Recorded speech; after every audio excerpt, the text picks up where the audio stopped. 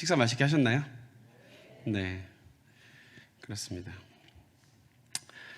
요나서 말씀 여러분 언제 들어보셨어요?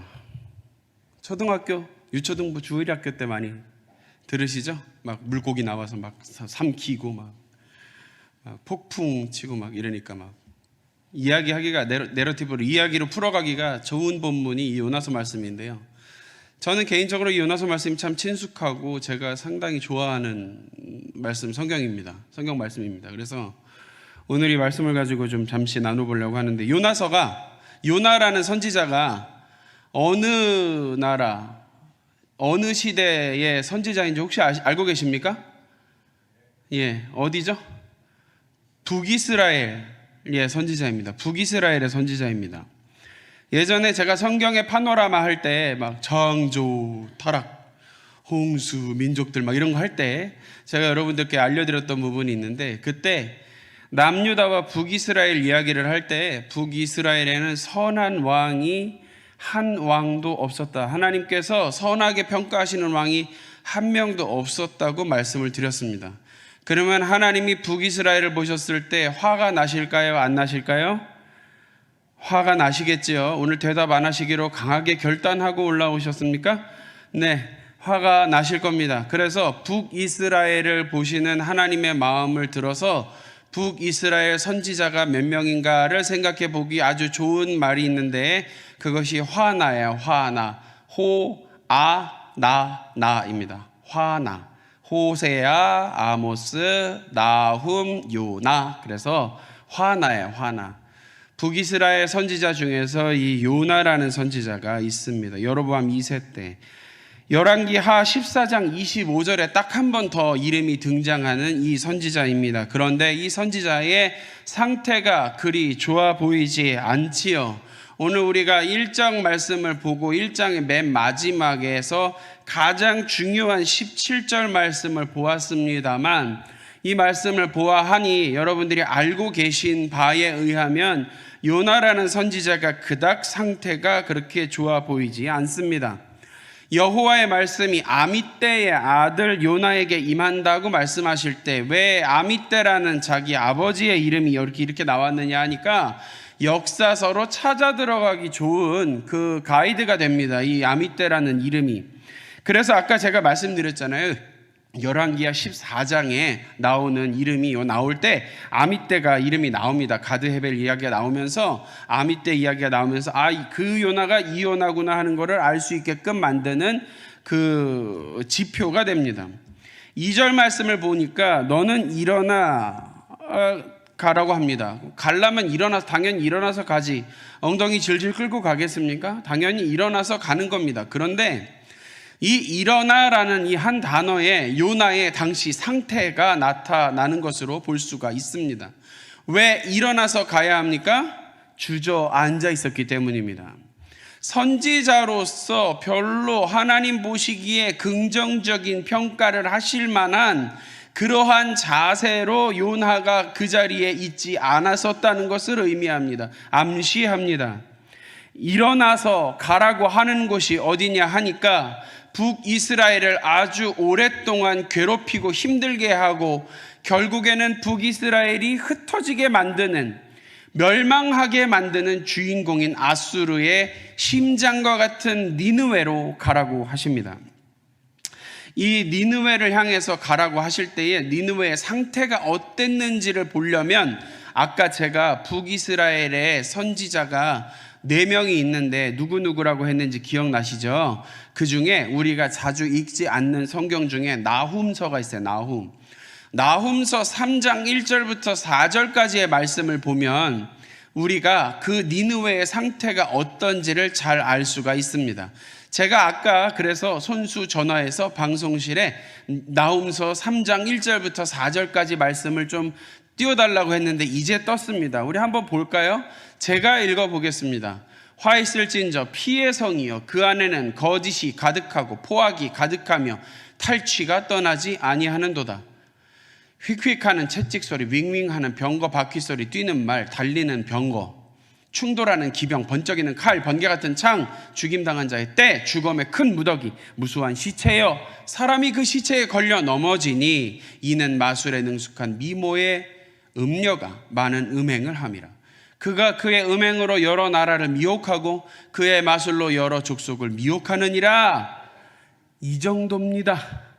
니느웨가 이런 상태에 놓여 있던 곳이었습니다. 여러분, 제가 목사입니다.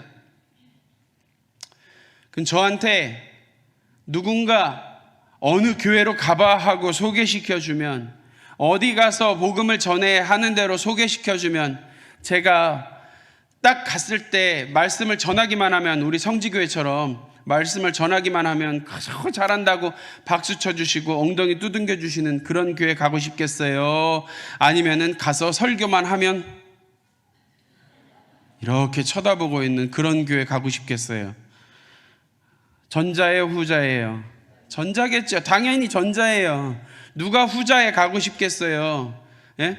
이렇게 쳐다보고 있는데 와서 누가 복음을 전하고 싶겠냐 말이에요, 누가. 근데 니느웨가 딱 그거보다 더 심한 곳이었다는 겁니다. 요나의 심정이 이해가 돼야 된다는 거예요. 그게 오히려 자연스러워요.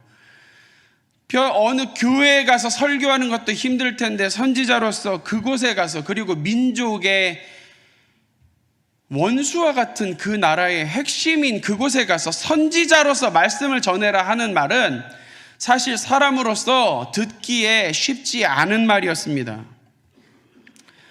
악독이 내 앞에 상달되었습니다. 여기서 이 악독이라는 단어는 라아인데, 히브리어로 라아라는 단어, 라흐라는 단어인데, 이 단어가 언제 사용되었던 단어랑 똑같은 단어냐면, 하나님께서 노아 시대에 물로 이 세상을 쓸어서 심판해버리겠다고 하셨을 때 그 악독의 상태가 바로 이 단어가 사용되었습니다.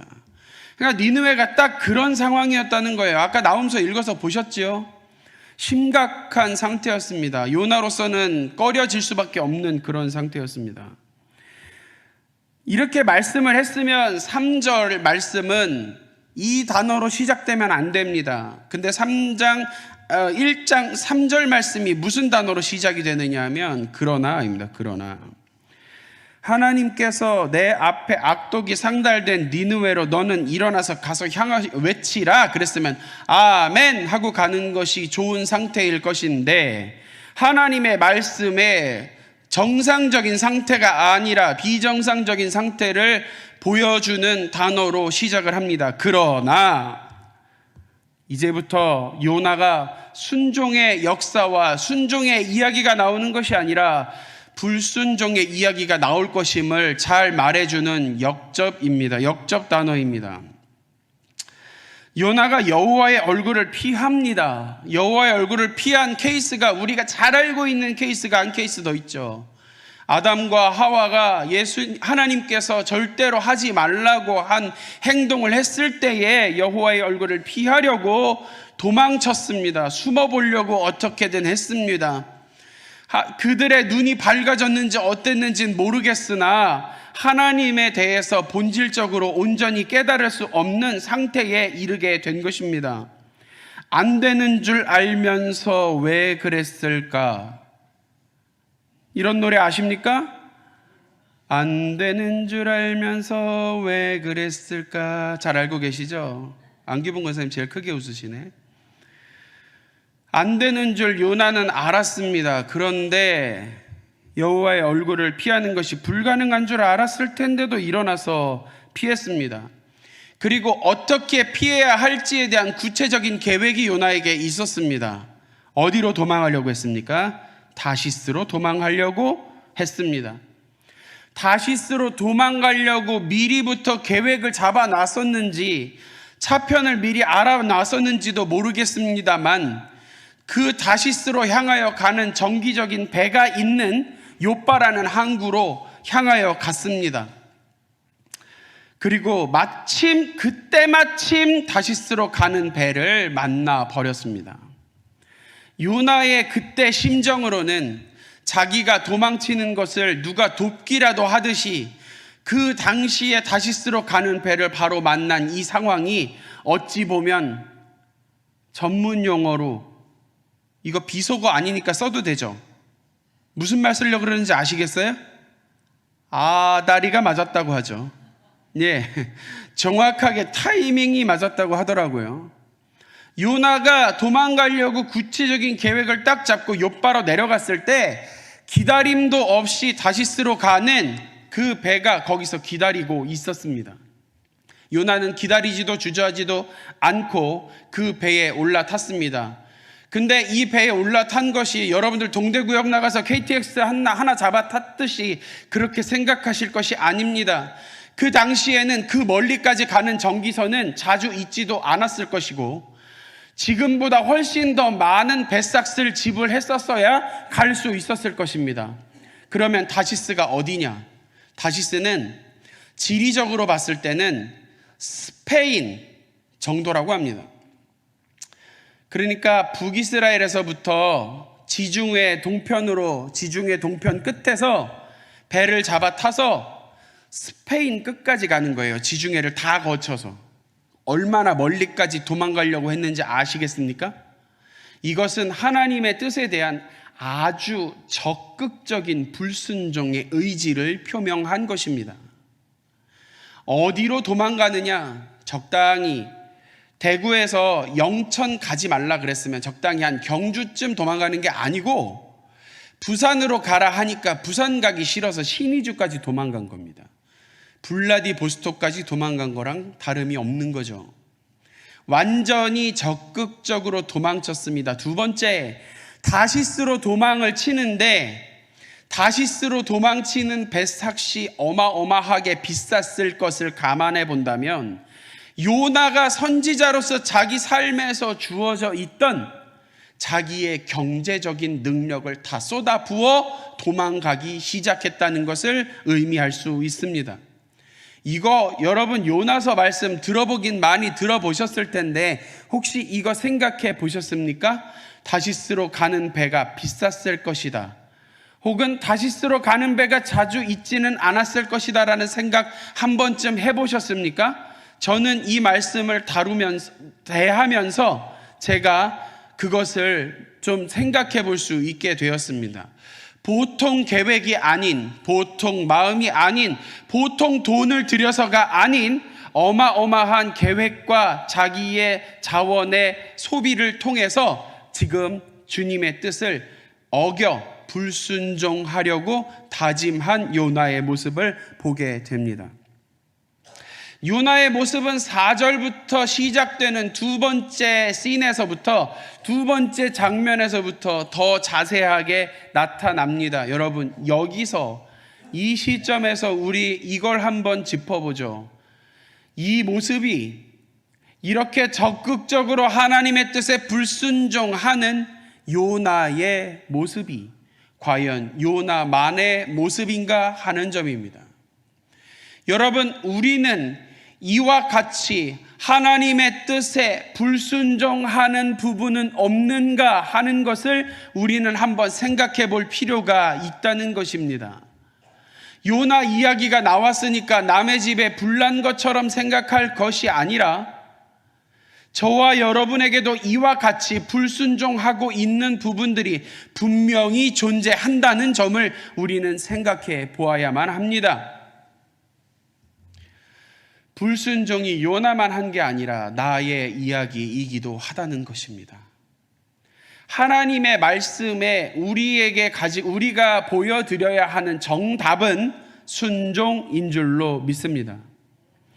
하나님께서 말씀하여 주실 때에 여호와의 말씀이 임하여서 말씀하여 주실 때에 우리가 하나님 앞에 보여야 하는 정상적인 반응은 순종입니다. 성경 어디를 뒤져보십시오. 순종이 아닌 것이 있는가? 하나님의 말씀이 전해질 때 순종해야 하는데 요나는 이토록 적극적으로 불순종하고 있는 모습을 보여주면서 우리로 하여금 거울 치료를 하게 합니다. 여러분 요나의 이런 모습을 볼 때에 우리가 우리의 신앙을 돌이켜보면서 나는 주님 앞에 이렇게 적극적으로 혹은 소극적으로 불순종하는 부분은 없었는가 깊이 묵상하며 회개하는 시간이 될 수 있기를 주님의 이름으로 간절히 소망합니다. 4절에 이제 두 번째 장면으로 옮겨집니다. 카메라 앵글은 바다를 향합니다. 이제 배를 탔으니 배가 산으로 가진 않을 것이고 바다를 향해서 떠날 것입니다. 여호와께서 그 바다에 큰 바람을 일으키셨습니다. 그리고 바다 가운데 큰 폭풍이 일어나서 배가 거의 깨지게 되었습니다. 요나가 잠시 도망치는 동안 하나님께서 가라고 하시는 목적지로 가지 않고 잠시 긴 여정이겠습니다만 그래도 비교적 잠시 머물러야 하는 그 임시 처소였던 배가 거의 깨지게 되었습니다. 무엇 때문에요? 죄악 때문에 배는 깨지게 되었습니다. 불순종 때문에 배가 깨지게 되었습니다. 주님의 말씀에 순종함으로 발걸음을 옮겼더라면 겪지 않아도 될 고통이 그의 삶 가운데 나타나고 있는 것을 보게 됩니다. 마치 이 배가 거의 깨지게 된 것이 죄로 인해서 무너져 버리는 우리의 인생을 보여주는 것만 같습니다. 꼭 그렇다는 것은 아닙니다만 마치 그런 것처럼 보입니다. 죄로 인해서 불순종으로 인해서 거의 깨지게 된 그 배와 같이 그 비참한 모습과 같이 불순종의 죄악은 우리의 인생을 우리의 삶을 비참하게 만든다는 사실을 또한 기억할 수 있어야 합니다. 삶이 왜 이렇게 비참한가? 왜 하나님은 우리의 삶을 이렇게 놔두시는가? 무슨 말씀이십니까? 하나님은 우리의 삶을 그렇게 두신 적이 없습니다. 큰 바람을 일으켜서라도 우리의 삶을 비참하지 않은 지경으로 인도하고 싶으신 것이 하나님의 인도하심입니다. 하나님은 한 번도 우리를 비참함 가운데 버려두신 적이 없습니다. 착각하지 마십시오. 하나님은 오히려 그 비참함 가운데서 건지시기를 원하시는 분이 하나님이십니다. 그런데 이 요나의 좋지 않은 상태가 뱃속에서도 계속 이어집니다. 요나가 이 큰 바람에서 두려워했어야 함에도 불구하고 요나와 대조적으로 하나님의 이름을 모르는, 하나님을 경외하지 아니하는 사공들이 오히려 두려워합니다. 각각 자기의 신을 부르기 시작합니다. 배를 가볍게 하려고 자기들이 할 수 있는 일을 다 하기 시작합니다. 이게 되는 일인지 안 되는 일인지도 제대로 알지도 못하는 뱃사람들이 자기의 생명을 건지기 위해서 바다에 던지고 자기 각자의 신을, 우상의 이름을 부르기 시작합니다. 우상의 이름도 불려지는 그 현실에서 불려지지 않는 한 분의 이름이 있었으니 그 이름이 바로 하나님의 이름이었습니다. 그 이름을 불렀어야 하는 단 한 사람이 그 뱃속에 타 있었는데 그 배에 타 있는 한 사람의 입에서 그 하나님의 이름이 불려지지 않았습니다. 모두가 부르짖을 때 부르짖지 못하는 한 사람이 있었는데 그게 안타깝게도 하나님의 선지자였던 것입니다. 하나님을 안다고 하는 자의 입에서 하나님을 향한 부르짖음이 나타나지 않는 것, 지금 이 상황에서 요나가 배 밑층에 내려가서 누워서 깊이 잠이 들어버린 이 상황은, 잠이 든 것은 거의 기절해 있는 상황, 자기의 생명이 거의 포기가 되어 있는 것과 같은 그러한 지금 상황에 놓여져 있는 것입니다. 여러분, 요나가 이후에 어떻게 구원을 얻는지 우리야 알고 있겠지만 요나는 지금 그걸 모르는 상황이에요. 그러니까 실질적으로 다시스에 오르는 배에 타서 하나님을 아는 요나가 배가 출발해서 만난 폭풍에서 이제 요나는 삶의 의지를 다 버리고 이제 나는 죽었구나 하는 것으로 모든 것이 자포자기한 상황 가운데 놓여져 있다는 것입니다. 여러분, 제가 아까 그랬죠. 이 거의 깨지게 되어 있는 폭풍 속에 처해 있는 이 배의 상태가 삶이라고 본다면 이 삶에 대해서 방향이 잘못된 열정과 노력을 기울이고 있는 사람들은 오히려 하나님을 모르는 사람들의 모습이 아닌가 하는 것을 우리가 지금 이 상황에서, 이 장면에서 보게 된다는 것입니다. 선장이 그에게 갔습니다. 6절입니다. 자는 자여 어찌함이냐. 그가 삶을 포기하는 것이 너무 당연하게 느껴졌을지 모르겠으나 그것은 예수 믿지 않는, 하나님을 모르는 사람들에게도 이것은 당연한 일이 아니었습니다.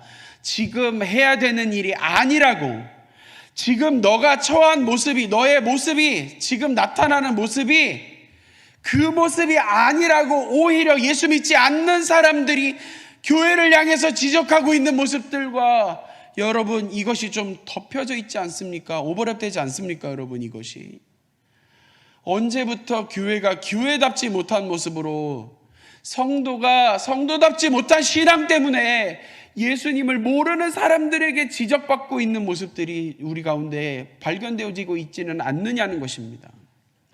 여러분, 그러니까 이 요나의 이 안타까운 모습이 우리의 모습과 크게 다르지 않다는 것입니다. 이제 네 하나님께 구하라고, 요나가 하나님을 믿는 사람이라고 선장에게 말한 적이 없었음에도 불구하고 그 배에 올라타서 선장은 이 위기 속에서 요나에게 네 하나님께 구해라, 너의 신에게 구해라 라고 이야기를 합니다. 우리를 생각하사, 혹시 하나님께서 우리를 생각하사. 이 혹시라는 말은 하나님을 모르는 사람들에게 적당한 말입니다. 여러분, 우리는 하나님을 향하여 혹시 역사하실지도 모른다, 하나님이 혹시 우리에게 은혜를 베푸실지도 모른다, 하나님이 혹시 우리 가운데 역사하실지도 모른다라는 그 믿음 없는 혹시를 제거해 버리실 수 있기를 주님의 이름으로 간절히 축원합니다. 혹시라는 말은 하나님을 믿지 않는 사람들, 예수님을 모르는 사람들에게 해당하는 말입니다. 여러분, 하나님을 향하여 부르짖고 하나님을 향하여 기도하면서 나아갈 때에 혹시 하지 마시고 확신을 가지고 부르짖으며 나아가는 저와 여러분 될 수 있기를 주님의 이름으로 간절히 소망합니다. 그리고 제비를 뽑습니다. 이 재앙이 누구로 말미암아 이렇게 됐는가 한번 보자. 제비를 뽑으니까 누구에게 뽑혔습니까? 요나에게 뽑혔습니다. 하나님은 그 제비 하나도, 폭풍 우도, 누구를 만나고 그 당시에 바로 타고 떠날 수 있는 배가 준비되어 있던 것까지도 하나님은 하나하나 우리의 삶에 이와 같이 개입하시는 분이라는 사실을 잊지 마시기를 바랍니다. 그리고 하나님은 작은 일부터 큰 일까지 다 개입하셔서 그 일들을 통해서 하나님의 뜻을 향하여 우리 삶의 방향을 바꿀 수 있기를 하나님은 기다려주시고 역사하여 주고 계심을 기억하셔야 합니다. 무리가 그에게 이르되 청하건대 이 재앙이 누구 때문에 우리에게 임하였는가 말하라. 말하라. 너 누구냐? 너의 정체성을 말해라. 9절에 자기의 정체성을 말합니다. 그리고 그 와중에 요나가 하나님을 경외하는 사람임을 밝힙니다. 그러면서 자기가 여호와의 얼굴을 피하는 중에 지금 일어난 일이라고, 지금 처한 상황이 여호와의 얼굴을 피하는 중이라고 말합니다. 근데 여호와의 얼굴을, 하나님의 얼굴을 피하는 것이 얼마나 위험한 일인지, 얼마나 끔찍한 일인지를 누가 밝혀주고 있는지를 한번 보십시오. 선장이 그에게 말합니다.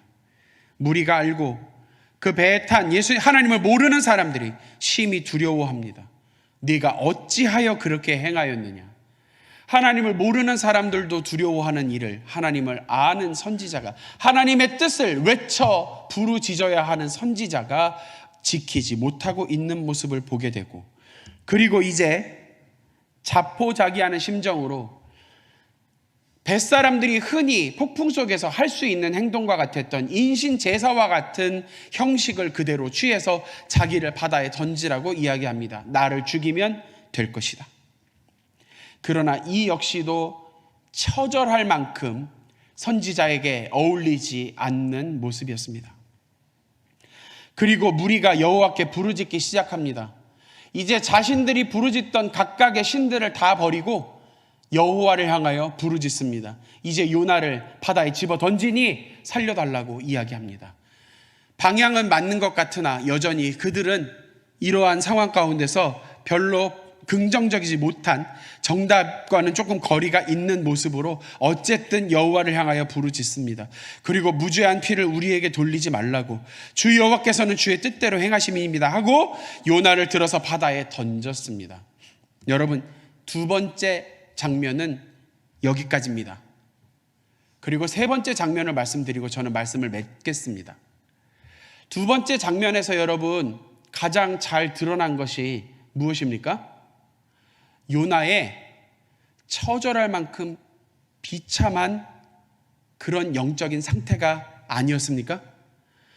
여러분, 요나가 영적으로 아름다운 상태, 하나님의 뜻에 합한 상태, 굉장히 능력 있는 종으로서의 상태였다면 우리는 이 말씀을 그렇게 보지 않았을 것입니다. 그런데 단 한 구절도 요나라는 선지자의 긍정적인 모습에 대해서 묘사할 수 있는 어떤 그런 건더기도 없다는 것을 여러분들 이번 두 번째 장면에서 보게 되십니다.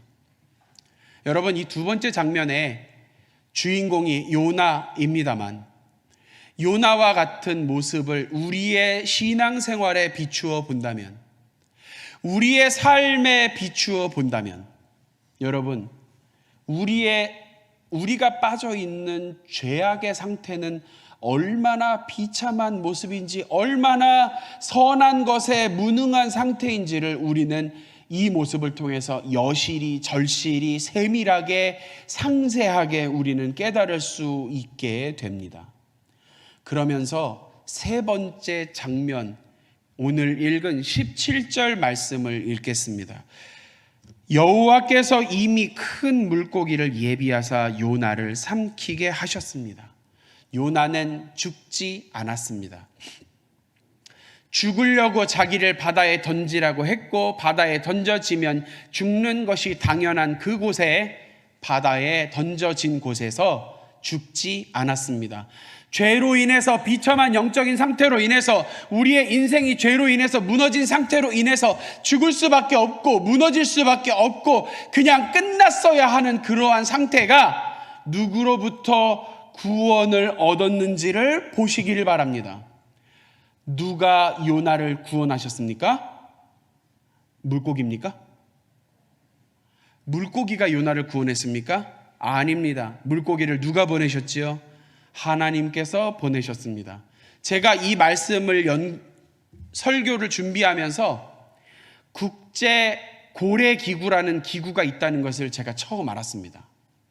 사람이 담길 만한, 그리고 사람을 삼켜서 3일 정도 살 수 있을 만한 산소가 들어갈 수 있는 물고기가 뭐가 있을까 싶어서 고래일 것 같아서 제가 고래를 검색을 해봤습니다. 국제 고래 기구가 있어요. 모르셨죠? 별 기구가 다 있는데 국제 고래 기구가 있습니다. 근데 그 고래 기구에 알아보니까 다시스로 가는 이 폭풍을 만났을 법한 그 포인트에는 이만큼 큰 고래가 없다고 합니다. 원래 동지 중에의 얕은 수심에는 그렇게 깊은 곳이 아니기 때문에 큰 고래가 사람을 삼켜서 살 수 있을 만한 그러한 고래가 거기에서 살 수 없다고 합니다.